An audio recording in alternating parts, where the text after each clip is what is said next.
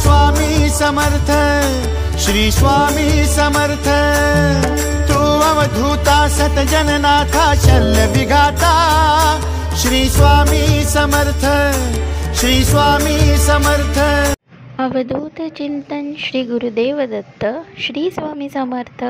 तुम्हा सगळ्यांचं माझ्या चॅनलमध्ये खूप खूप मनापासून स्वागत आहे। तर मी आज तुमच्यासोबत शेअर करणार आहे दत्त जयंतीच्या दिवशीचा व्लॉग। घरी गुरुचरित्राचा पारायण असल्यामुळे मला फारसे व्लॉग शेअर करता आले नाही, त्याशिवाय ऑफिस वगैरे, त्यामुळे वेळेत व्लॉग शेअर करणं जमत नाही आहे, पण I try my best. So आता मी तुमच्यासोबत गुरुचरित्राच्या पारायणाची सांगता आईने कशी केली वगैरे ते सगळंच मी दाखवणार आहे। तर तुम्ही इथे बघू शकता, आम्ही वेगळी अशी मांडणी केलेली नव्हती, पण दत्त जयंतीच्या दिवशी आमच्याकडे स्वामींची मूर्ती आहे। तर स्वामींच्या मूर्तीला आम्ही असं छान, जी नेहमी देवघरात असते तिथून असं छान त्यांना आसन दिलं होतं वेगळं त्या दिवशी। तर छान रांगोळी काढून घेतली, स्वस्तिक वगैरे, आणि त्यानंतर छान सजवली ती जागा, स्वच्छ वगैरे करून रांगोळी वगैरे काढून घेतली, चौरंग ठेवलं, लाल वस्त्र अंतरलं, आणि मोराचं बॅकड्रॉप आहे जे खूप जुनं झालं आहे ते देखील ठेवून घेतलं। आणि त्यानंतर कोणतीही पूजा बाप्पाशिवाय पूर्ण होत नाही, तर श्री गणेशाय नमः म्हणून सुपारी म्हणून बाप्पाचा अभिषेक करून घेतला, आणि बाप्पाची देखील स्थापना आधी तिथे करून घेतली।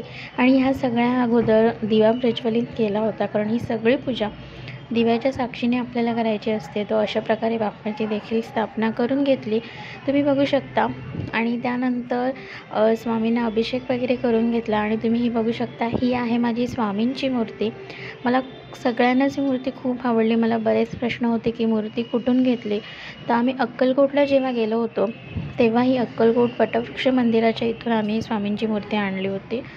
तर अशा प्रकारे आईने पंचामृताने, म्हणजे दूध, दही, पाणी, साखर, मध अशा वेगवेगळ्या तऱ्हेने आईने स्वामींना अभिषेक करून घेतला। मीही शूट करत असताना मी देखील केला अभिषेक स्वामींना।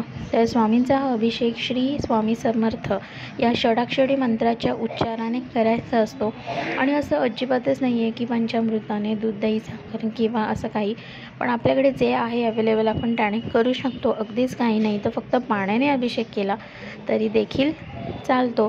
सो तुम्ही बघू शकता की आईने अभिषेक कसा केला आहे। तर कीप वॉचिंग।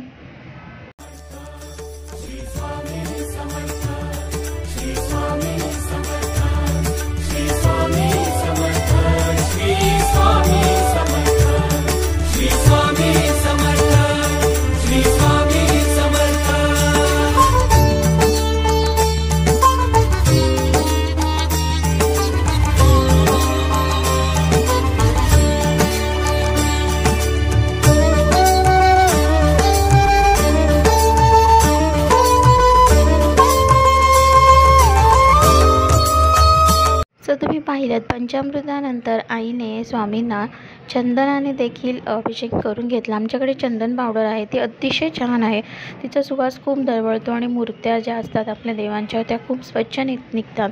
आता इथे इतकं दूध, दही, साखर टाकून देखील ती मूर्ती चिकट झालेली नाही, खूप छान निघते आणि मूर्ती उजळते। तर मी हे चंदन कुठून घेतलं, तर स्वामी मूर्ती आर्ट म्हणून जे यूट्यूबवर पेज आहे त्यांच्याकडून मी हे चंदन पावडर घेतले आहे। तुम्हाला हवी असल्यास तुम्ही त्यांच्याकडून मागवू शकता।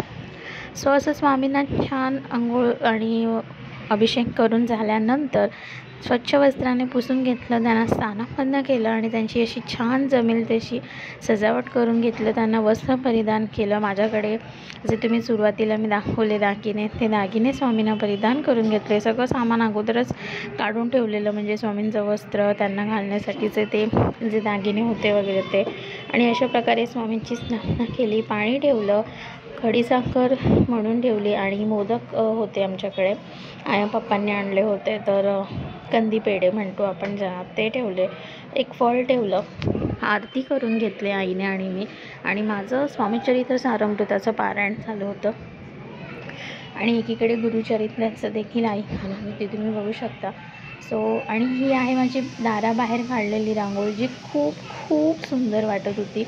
अजिबात डोक्यात असं काही नव्हतं की असं काहीतरी करायचं आहे, ते सडनली केलं आणि खूप ते छान झालं। आणि ही दिगंबरा नावाची मी साईडला छोटीशी रांगोळी काढली, आणि उंबरठ्याची रांगोळी तर अतिशय सुंदर दिसत होती। खूप युनिक आणि मस्त वाटत होती ती. आणि हे सगळं झाल्यानंतर आमच्या एरियामध्येच दत्त मंदिर आहे, जी संस्था माझी मैत्रिणीच आहे तिच्या घरातले सांभाळतात. असं आई वगैरे छान मंदिरात गेली. त्यानंतर मी जिथे स्वामींच्या केंद्रात जाते तिथे स्वामींच्या केंद्रात जाऊन देखील दर्शन घेतलं. तर हे स्वामींचं केंद्र कुठे आहे, तर मुलुंड ईस्टला हे स्वामींचं केंद्र आहे. हा केंद्राबाबतचा संपूर्ण ब्लॉग ऑलरेडी चॅनलवर अपलोड केलेला आहे, तुम्ही तो नक्की बघू शकता. त्यामुळे तिथे तुम्हाला या केंद्राबाबतची सगळीच माहिती मिळेल. सो असं होता दत्त जयंतीचा दिवस. छान स्वामींची पूजा केली, दिवे लागणीच्या वेळेस छान दिवे वगैरे लावली, छान आरास केली, जितकं शक्य होईल तितकं केलं. पारायणाची सांगता झाली, आईने नैवेद्य वगैरे दाखवला. सो असं होता दत्त जयंतीचा दिवस. आय होप तुम्हाला सगळ्यांना देखील आवडला असेल. तुम्ही सगळ्यांनी काय केलं ते देखील मला कमेंट करून नक्की सांगा. म्हणजे स्वामींची ही सजावट तुम्हाला कशी वाटली ते देखील सांगा. आणि ही गुरुचरित्र किंवा स्वामींच्या रिलेटेड कोणतीही पुस्तकं तुम्हाला हवी असतील तर कोणत्याही दिंडोरी प्रणीत असलेल्या केंद्रामध्ये तुम्हाला ती मिळून जातील, किंवा दिंडोरी ॲप आहे तिथून देखील तुम्ही ती मागवू शकता. सो ओव्हरऑल असं होतं गुरुचरित्राचा माझा हा दिवस. तो आय होप तुम्हाला आवडला असेल. आवडल्यास नक्की व्हिडिओला लाईक करा, कमेंट करा, शेअर करा आणि चॅनलवर नवीन असाल तर चॅनलला सबस्क्राईब देखील करून घ्या, म्हणजे अशाच नवीन व्हिडिओज तुमच्यापर्यंत येतील. आणि माझी मुख्यतः रांगोळी कशी वाटली हे देखील मला सगळ्यांनी नक्की सांगा.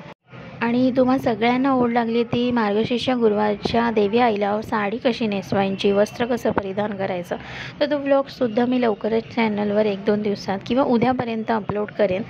So stay connected guys. तो व्हिडिओ आवडल्यास नक्की व्हिडिओला लाईक करा, कमेंट करा, शेअर करा आणि नेहमीप्रमाणे चॅनलला नवीन असाल तर सबस्क्राईब देखील करा. भेटूया अशाच नवीन व्हिडिओसोबत. तोपर्यंत सगळ्यांना श्री स्वामी समर्थ.